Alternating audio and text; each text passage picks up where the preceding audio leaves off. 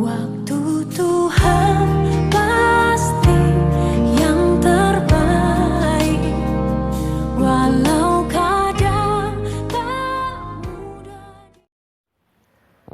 Dalam nama Bapa dan Putra dan Roh Kudus. Amin. Shalom Aleihim. Berjumpa lagi dengan saya pada perenungan hari ini. Hari Minggu tanggal 21 Februari 2021.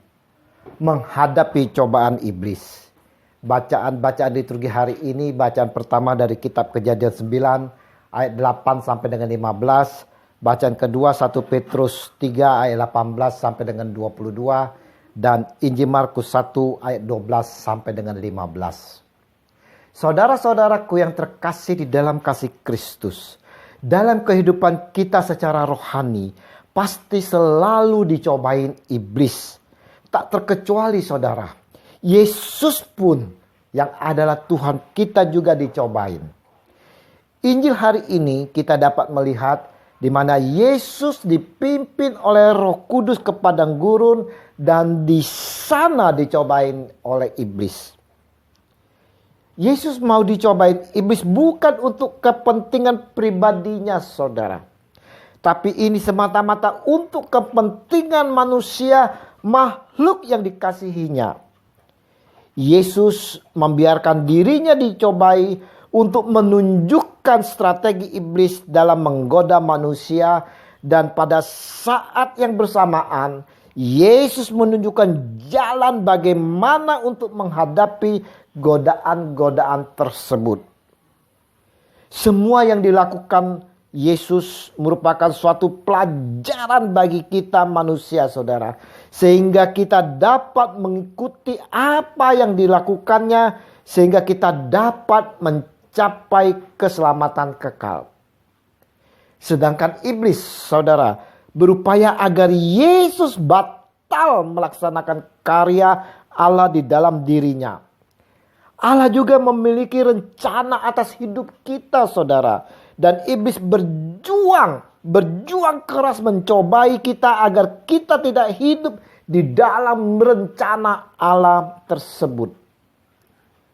Saudara-saudaraku yang terkasih, iblis dengan caranya menipu kita sehingga kita terjerat dan jatuh di dalam dosa. Selama kita masih hidup di dunia ini, dipastikan kita akan terus diperhadapkan pada ujian dan pencobaan. Karena dunia di mana kita tinggal ini saudara telah dikuasai oleh dosa, telah dikuasai oleh setan, oleh iblis. Dan sudah sangat jelas bahwa sifat-sifat dosa itu sangat bertentangan dengan kehendak Tuhan.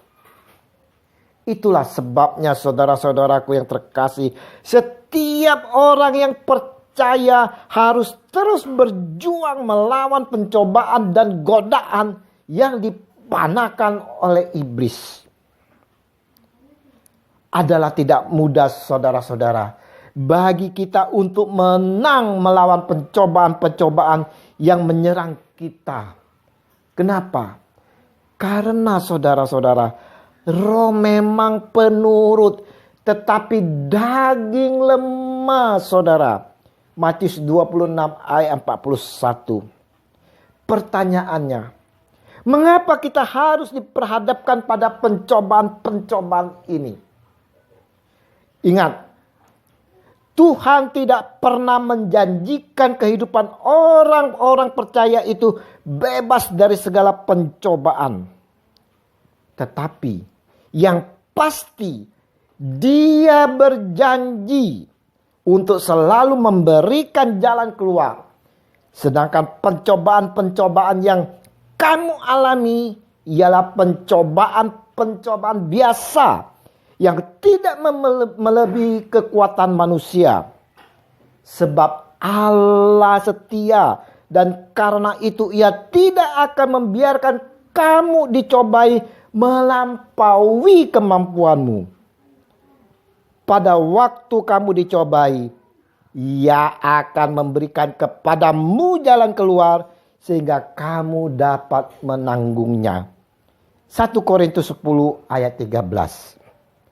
Nah, saudara-saudaraku, bagaimana supaya kita bisa menang melawan pencobaan dari iblis ini? Kita harus melekat pada Tuhan dan senantiasa tinggal di dalam firman-Nya, saudara.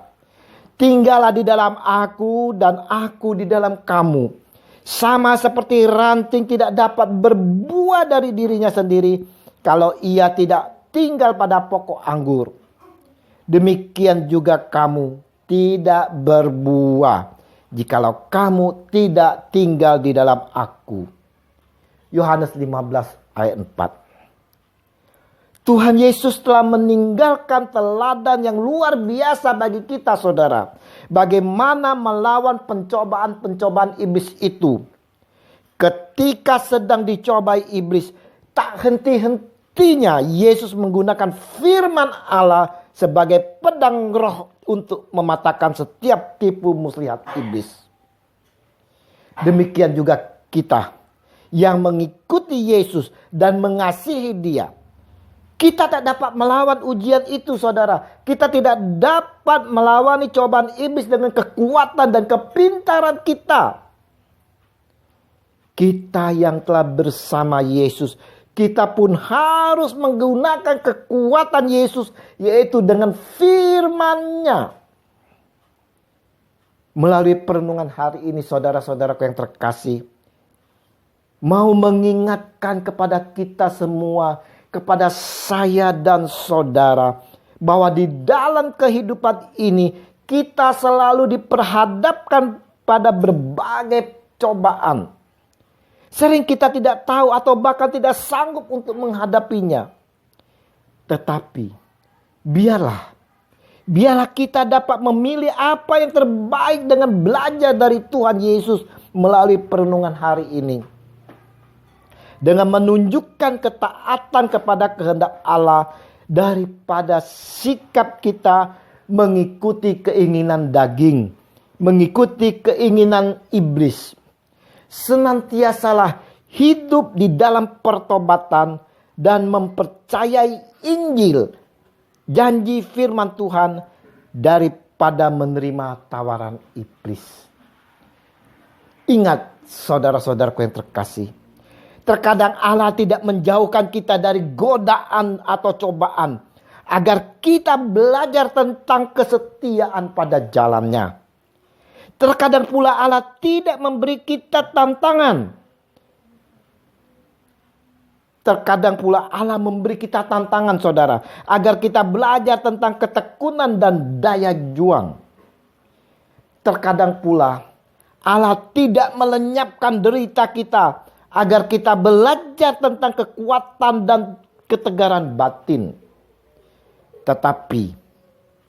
Tetapi saudara, Allah akan terus menuntun kita dan memberkati hidup kita kalau kita tetap setia dan taat padanya dan mengikuti firman-Nya, saudara.